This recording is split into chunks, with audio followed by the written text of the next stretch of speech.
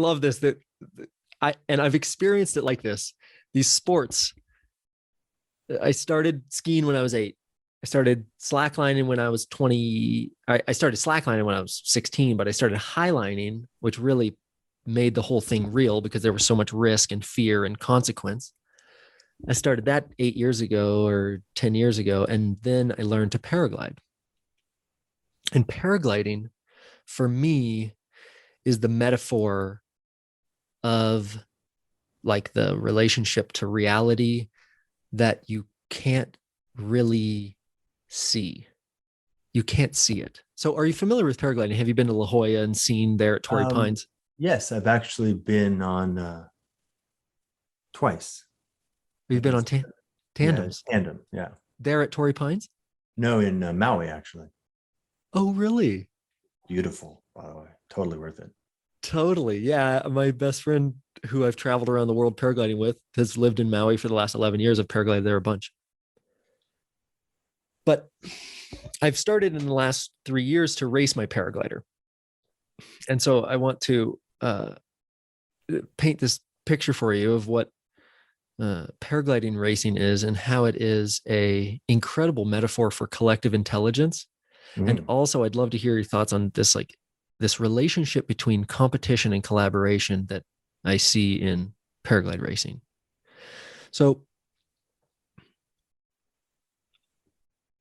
the sun heats the surface of the earth and the heat rises like a hot air balloon, but instead of it being contained, it's a column of rising air. Sometimes it's a bubble, sometimes it's a column. We can launch our paragliders off of a mountain and we fly into these bubbles or columns and we turn circles and it takes us up. Sometimes these columns can take us up as much as 2,000 feet a minute in the strongest case and can take us to 20,000 feet. Mm. When you get to the top of this climb, you fly out of it and you go downwind and you glide and you glide and you glide. And our gliders get something on the order of 10 to 1. And with a nice tailwind, we're really making ground. And you fly and you try to find the next one. Mm. Sometimes there's clouds in the sky which indicate a thermal, right? Because a cumulus cloud is created by a thermal taking moisture up until it cools to dew point. That's why those nice puffy clouds have a flat bottom. But sometimes the sky is blue. And so we look at the ground and we imagine, okay, what is the situation on the ground that would source a thermal as well as trigger the thermal? And when it triggered from there, what would the wind do to it and where would it take it? So I can guess where this is. As we learn cross-country paragliding, one of the biggest mistakes and the thing that I found myself dealing with for so long was I would project my own knowledge onto the situation or my own assessment onto it, as opposed to now I find myself as an expert. I, probably have almost 2,000 flight hours doing this. My greatest gift or my greatest capacity is not my knowledge. It is my sensitivity. Mm-hmm. It is just my power to observe and just when I'm going up, I turn and I don't think too much about it. And I just, I've grown much more sensitive. So in a paragliding race, 120 of us launch off the mountain and we all are in this column together. And it's like a sailboat race. It's like we go around these buoys, but the buoys are marked as GPS coordinates in our instrument. So there's a couple of things that are just powerfully incredible about racing paragliders. And the first is that we have this shared experience that is made up, completely and totally made up. Like there's no gun that goes off to mark the start. Like we've just all agreed upon it and we put it in our flight instruments. And so the points are imaginary, the columns are imaginary, but we're all doing this together. So that's one thing that's amazing. But the part that's really salient about collective intelligence is that we call it gaggle flying. So like a cloud can be an indication of where there is a thermal, so can a bird, so can dust, So can, a dust devil can pick up weeds and dirt and shit, and it'll take it thousands of feet into the air. It Mhm. picks up trash. Sometimes we see trash thousands of feet off the ground because the atmosphere has picked it up and taken it up there, which is always humiliating when you get out climbed by a plastic bag, but it happens. So we have these like indicators, but the best indicator always is another paraglider, because even a bird, you can see a bird climbing and it'll mark lift, but you never quite know what the bird's intention is. Mhm. But when you're on a race course, you know that all of the paragliders are trying to get as high as they can, as fast as they can, and go as far as they can, right? So the gaggle we start referring to as the brain, because how we use the the input that we get from seeing how other people are either going up or down or out, how fast they're going, this becomes the most powerful input in paragliding. And it allows the brain to fly so much faster than any individual can. Mhm. The best pilots in the world cannot beat the decent brain by themselves. The brain is just faster. So the race becomes keep up with the lead gaggle and do your part to fly as fast as you can personally, but also to increase the speed of the brain, which looks like, technically, it looks like don't fucking cut people off. Don't fly with machismo in the gaggle. Don't fuck up the gaggle. Like stay in line, fly efficiently, work as a team. But then there's moments where, like, when we're all doing circles and we're kind of just following each other, that someone will just like push out into the wind a little bit, and they'll get into just a little bit stronger of climb, and then the entire gaggle will move over to that piece of climb that's stronger. Mhm. So there is this like stay in line, but also like reach out, like what's possible, like keep probing, keep poking. And then at the end of the day, when we all have the right enough altitude, we're all full speed drag race to the finish line.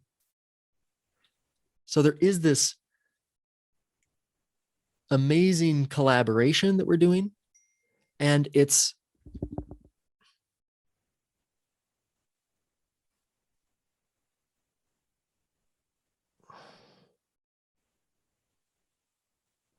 I guess there's some things that in particular, that I think are interesting, that you might think are interesting. And one is that while we're doing this, there's so many fucking things. Like there's the wind, there's the climbs, there's so many factors. It's like stimulation overload all the time. And what you end up putting 90% of your attention on is everyone else.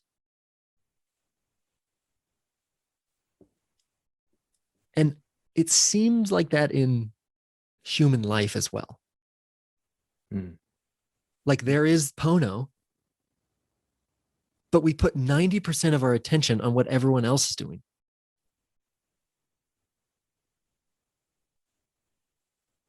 Which the analogy kind of falls apart because that analogy falls apart because it's so hard to go alone on the invisible thing.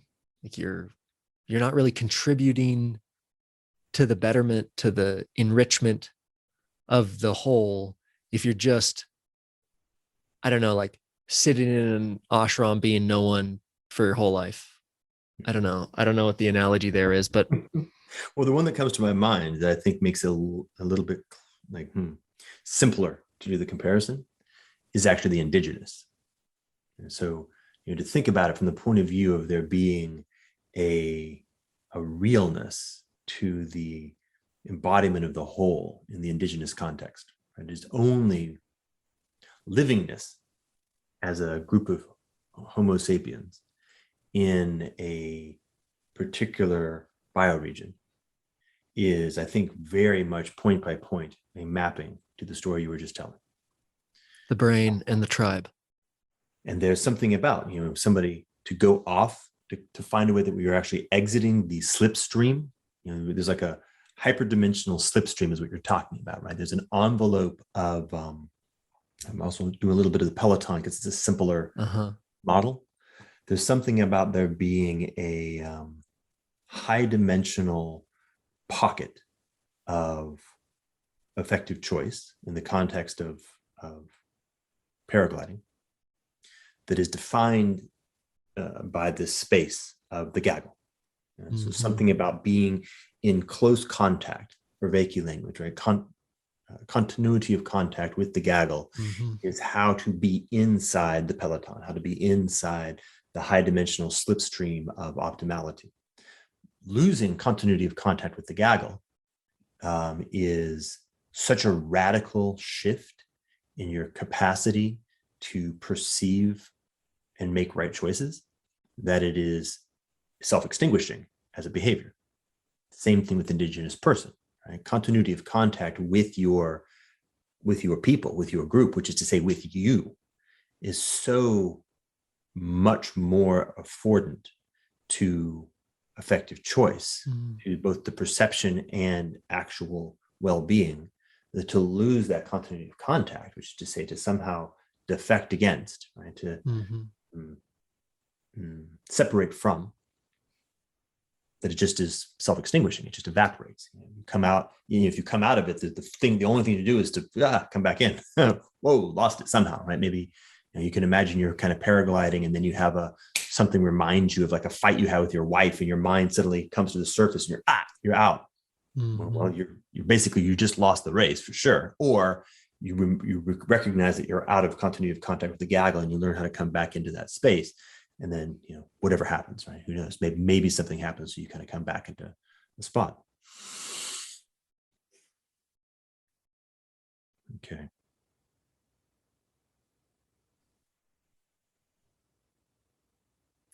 So Brett Weinstein really was the first person, I think, who brought to my awareness the notion that of all organisms, humans are the animal whose niche is niche transition. And that's what you're describing. You're describing the fact that there's something ambient to our kind of animal, our kind of being, that has this capacity to form a Gaggle, has a capacity to feel so fundamentally the feeling of connectedness to the Gaggle. I don't mean like awareness, but feeling, and be able to guide infinitesimal, rapid, diffuse, subtle choices in body, mind, attention, changes of state of neurology, hormones, all this, right? This whole thing becomes entrained to the lived reality that connection to the Gaggle is a harmonic frequency that's able to pull such a higher level of signal that it is the thing to do. And this Gaggle, as you say, has a qualitatively superior capacity to perceive, to orient, and then to make effective choices in the context of a particular super complex context. So you're actually operating in a very beautiful,